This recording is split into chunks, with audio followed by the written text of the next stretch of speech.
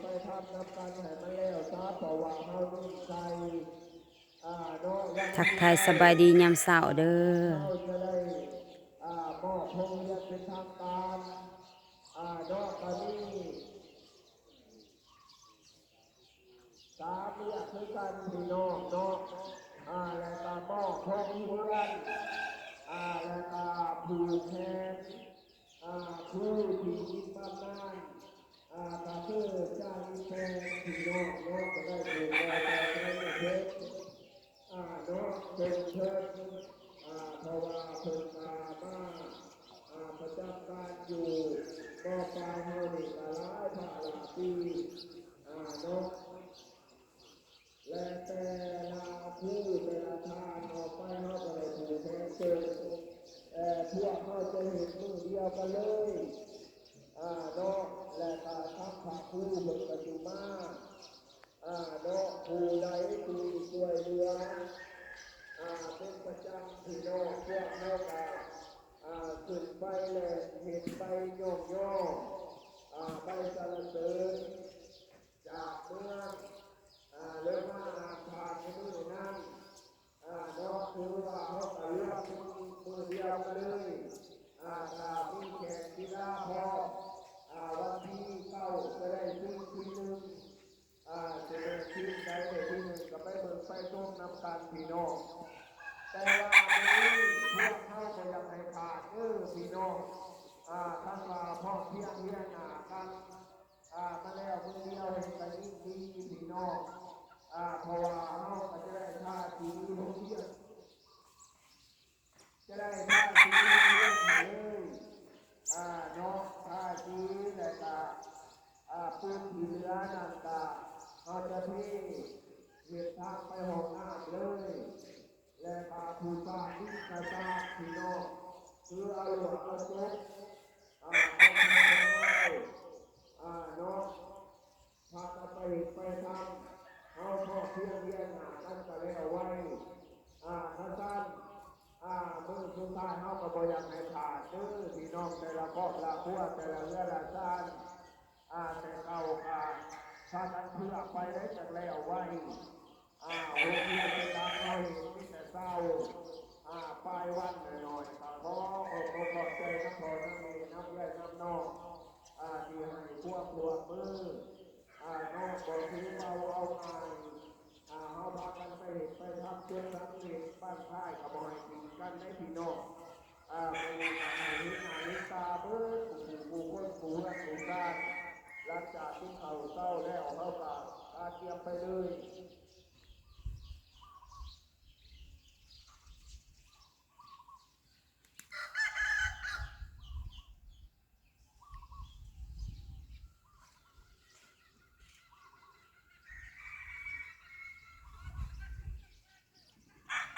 เสียงจาก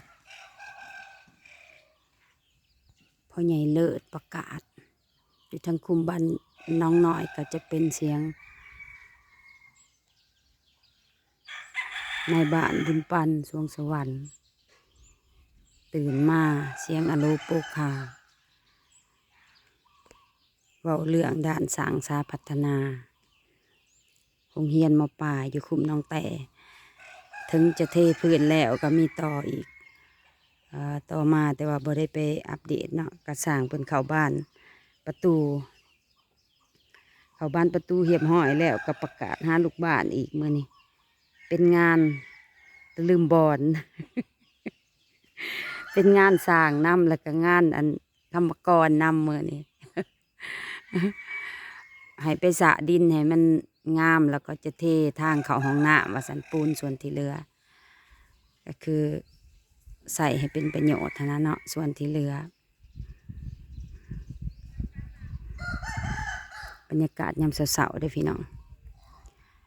คันมีเวียกมีงานเพิ่นกสิอโลปูขาวแบบนี้แหละเนาะบ้านเฮาบ้านน้ำมงพี่น้องเมืองไซพุทองแขวงสวรรณเขตเนาะถ้าบ่มีเวียกก็เพิ่นก็บ่ประกาศเงียบกริบคันบ่มีเวียกอากาศยามเช้าก็ดีอยู่พาเบิ่งรอบๆตื่นเช้ามาก็ไก่กาน้ำมุงหาอยู่หากินบ่ว่าแต่ไก่แต่กาและคนก็คือกันเนาะ ส่วนปลาเมานี่ก็งานและข้างหมอกเขาไว้แล้วก็ใบไม้นะสิไปกวาดใบไม้อยู่หน้าบ้านทุกมือทุกมืออืมอืมหากมีเวียกมีงานให้เฮ็ดอยู่สั่นนะยามเช้ามีเบิดมืออะไรเวียกเนี่ย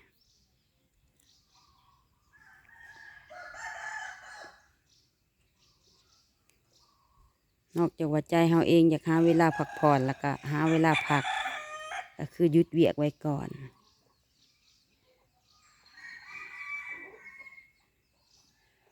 ตื่นมายามเช้าก่อนสิเฮ็ดเวียกนี่ก็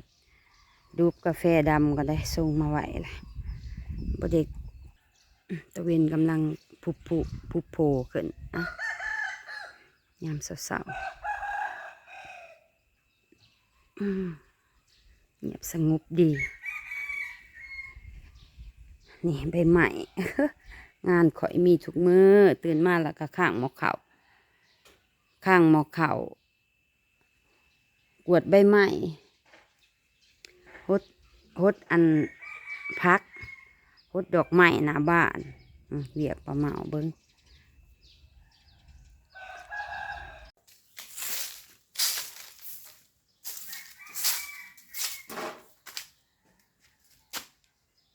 สบายดี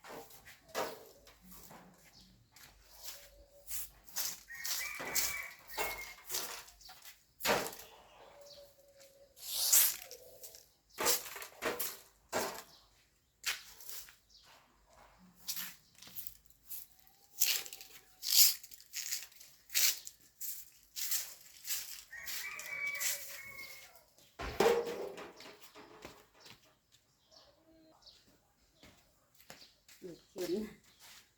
อันนี้รถเป็นสาวแพง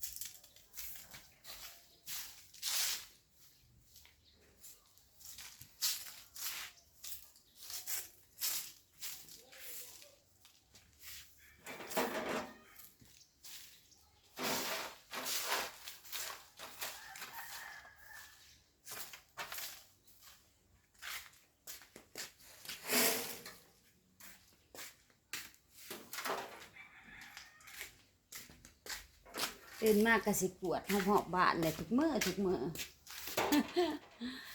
เอาคลิปนี้ยกไว้ซ้ำนี้ก่อนพี่น้องเด้อพอกันคลิปหน้าข้างหมอกเขาไว้แล้วก็กวดแถวหน้าบ้านแล้วกับพอดีเขาสุกเอาพอกันคลิปหน้าขอให้ทุกคนโชคดีมีความสุขสบายดี